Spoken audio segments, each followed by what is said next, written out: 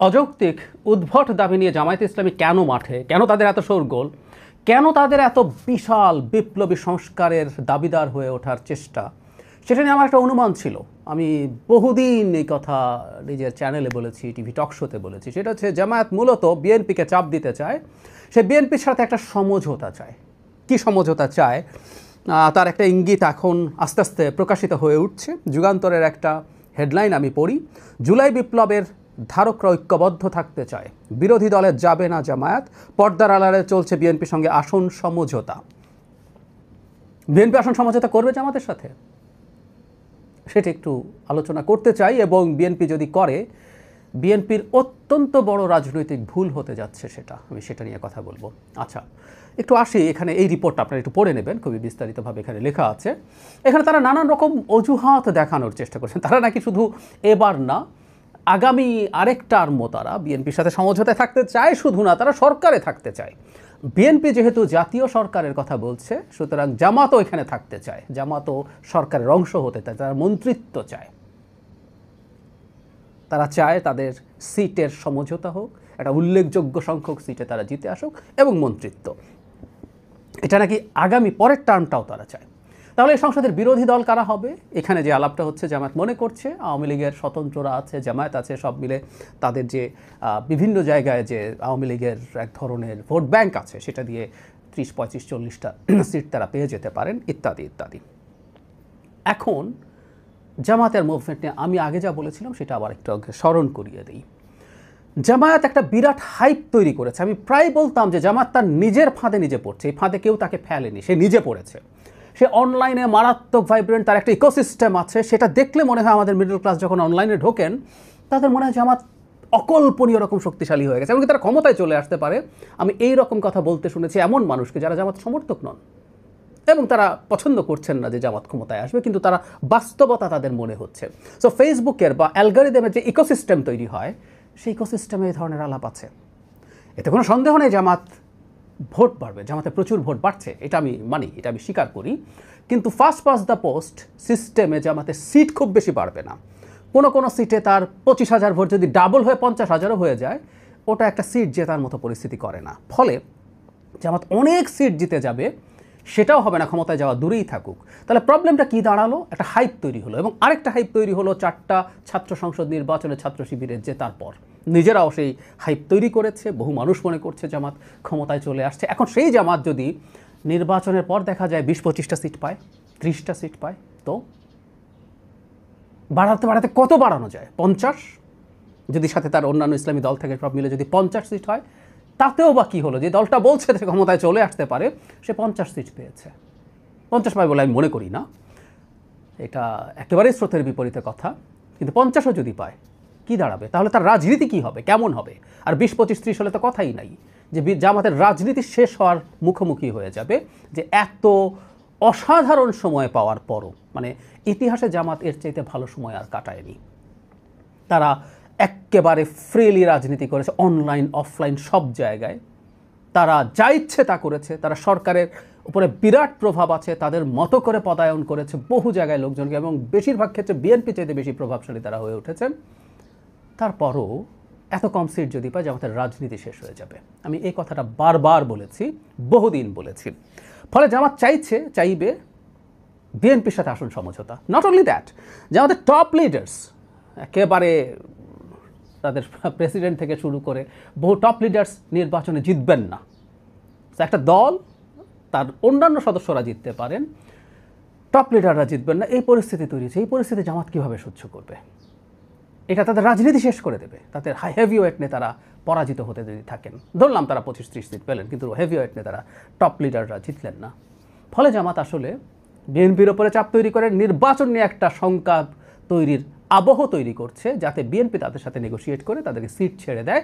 Seat ছেড়ে তারা একটা সম্মানজনক সিটের সংখ্যা পায়, এবং তারা যে আলোচনা করছে তারা মন্ত্রী হতে চান, এটাও তাদের ইচ্ছে বা খায়েশ আছে। যেহেতু বিএনপি জাতীয় সরকারের একটা আলাপ তুলেছে, এখন কেউ বলতেই পারে জামাত তো অভ্যুত্থানের পক্ষের শক্তি, হুইচ ইজ রাইট।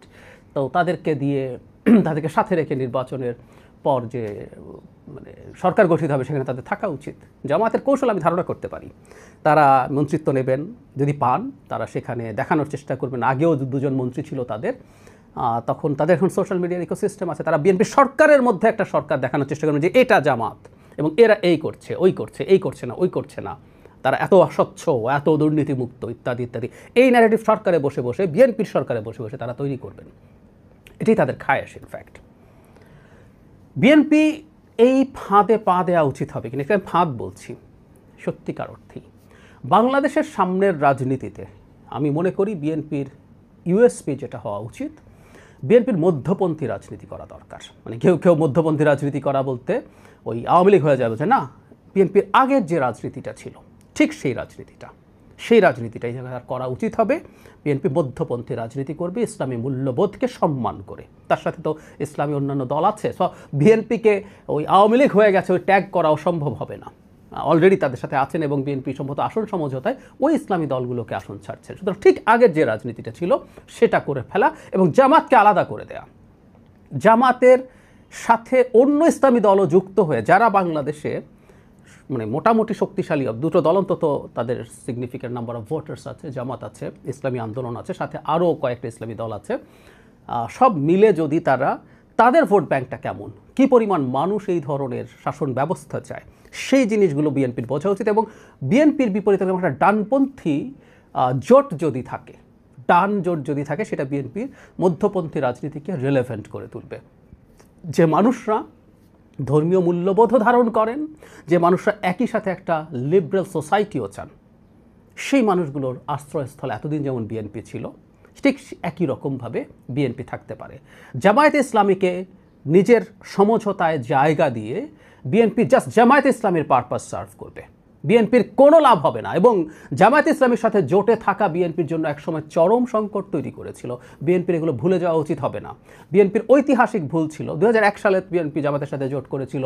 আমরা জানি যে ওই 1996 সালের একটা হিসেব ছিল যে 100-র মতো সিটে জয় পরাজয় নির্ধারিত হয়েছে খুব অল্প ভোটে, সো জামাতের সাথে জোট করলে জিতে যাওয়া যাবে। নাজিম কামরান চৌধুরীর একটা অ্যানালিসিস ছিল, তো সেটা করলো। কিন্তু এর পরবর্তীতে বিএনপি যে 1/11-র বাস্তবতা, সেই বাস্তবতা 9/11 বাস্তবতা, সন্ত্রাসের বিরুদ্ধে যুদ্ধ সকল, এটার বাস্তবতা বুঝতে না পেরে জামাতকে ধরে রাখলো, তাতে বিএনপির ক্ষতি ছাড়া লাভ কিছু হয় নাই।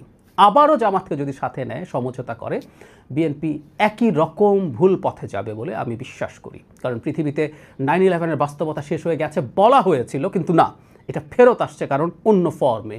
সারা পৃথিবীতে এখন রাইটিস্ট পলিটিক্সের জোয়ার শুরু হয়েছে, আমেরিকায়, ইউরোপে, আমাদের পাশের দেশ ভারতে, সব জায়গায়। সুতরাং কোনোভাবেই বিএনপির উচিত হবে না জামাত ইসলামীকে সাথে নেওয়া। এবং এবারে সবচেয়ে গুরুত্বপূর্ণ সময়, সবচেয়ে হাই টাইম, জামাতের আসলে শক্তি কতটা, বা বাংলাদেশে ইসলামী রাজনীতি করে ইসলামী শরিয়া কায়েম করবে বলে রাজনীতি করেন যারা, জামাত অবশ্যই ইদানিং এটা নিয়ে ফাজলামো করছেন, লুকিয়ে একে বলেন তাকে বলেন না, কানে কানে শ্রীরাধা দত্তকে বলেন, আবার প্রকাশ্যে বলেন না তারা শরিয়া করবেন না। সো কী করবেন, আমরা ধরে নিচ্ছি আপাতত তারা শরিয়া করবেন।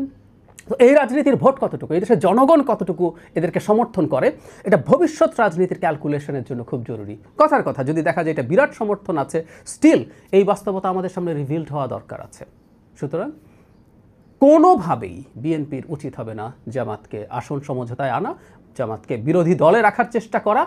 এবং আমি মনে করি জামাত বিরোধী দল দ্বিতীয় হবে কিনা সেই ভয়ই আসলে আছে। জাতীয় পার্টি যদি নির্বাচন করতে পারে বাধাহীনভাবে, লাঙ্গলে যদি আওয়ামী লীগের লোকজন ঢুকে নির্বাচন করে, আমি জানি না এটা হবে কি না, কিন্তু কোনো ফর্মে আওয়ামী লীগও এই নির্বাচনে যদি চলে আসে, জামাতের অবস্থা খুবই খারাপ হবে। জামাত এই ভয়টাই পাচ্ছে বলে আমি সিরিয়াসলি বিশ্বাস করি যে জামাত 3-4 চলে যায় কিনা। এই 3-এ তো চলে যেতেই পারে যদি আওয়ামী লীগ, এবং সেটা আওয়ামী লীগ যদি জাতীয় পার্টিতে গিয়ে নির্বাচন করে, অথবা আওয়ামী লীগ যদি নিজের জায়গা থেকে, নিজের কোনো ফর্মে আওয়ামী লীগ যদি একটা কোনো ভিন্ন নামে, ভিন্ন রকমে ফেরত আসতে পারে, তাহলে জামাত তৃতীয় হয়ে যাবে, দ্বিতীয় হতে পারবে না। সো ক্ষমতায় যাওয়া দূরে থাকবে, একটা দল তৃতীয় হতে পারে, এই পরিস্থিতি তৈরির মুখোমুখি হয়ে তারা আছেন। জামাতের কাছে ডেটা অনেক বেশি আছে, তাদের কাছে, তারা অনলাইনের ডেটায় বসে আছে বলে আমি মনে করি না। সেই কারণেই যাবতীয় ধানাই পানা, এবং জনাব তাহের যেটা বলেছিলেন সেদিন জনসভায়, সেই শব্দটা তাকে ফেরত দিতে চাই, হাঙ্কি পাঙ্কি জামাত আসলে করছে, নির্বাচনকে একটু অনিশ্চয়তার দিকে ঠেলে দেওয়ার চেষ্টা করছে, যাতে বিএনপি ভয় পেয়ে তার দাবি মেনে নেয়। আমি মনে করি বিএনপি যদি শক্ত থাকে, কঠোর থাকে, এই নির্বাচন হবে এবং জামাত নির্বাচনে যাবে। আর জামাত যদি নির্বাচনে নাও যায়, জাতীয় পার্টি তার মধ্যে যদি আওয়ামী লীগ এসে, মানে আওয়ামী লীগ বলতে আমি মার্কা মারা পলাতক আওয়ামী লীগ বলছি না, ইন্ডিপেন্ডেন্ট যারা আছেন, যারা আওয়ামী লীগের সমর্থক কিন্তু যারা আওয়ামী লীগের ক্রিমিনাল না, তারা যদি গিয়ে নির্বাচন করে যথেষ্ট জামাতের চাইতে বেটার ফাইট তারা দিতে পারবেন। সুতরাং জামাত না থাকলেও কিছু আসবে যাবে না। জামাত এই কারণে আসলে জাতীয় পার্টিকে সরাতে চেয়েছে মাঠ থেকে, এটা আমি বহুবার বলছি, এবং জামাত এই অ্যাটেম্পটে আবারও নামতে পারে, তারা একটা সো কল্ড আন্দোলন তৈরির চেষ্টা করতে পারে। সো এই হচ্ছে প্রেক্ষাপট। আমি আশা করি বিএনপি এই আত্মঘাতী সিদ্ধান্তটা নেবে না। জামাতের সক্ষমতা বা হ্যাডাম এবার একটু দেখা দরকার আছে। তারা প্রচুর হ্যাডাম দেখিয়েছেন, এটা একটু দেখা জরুরি এখন।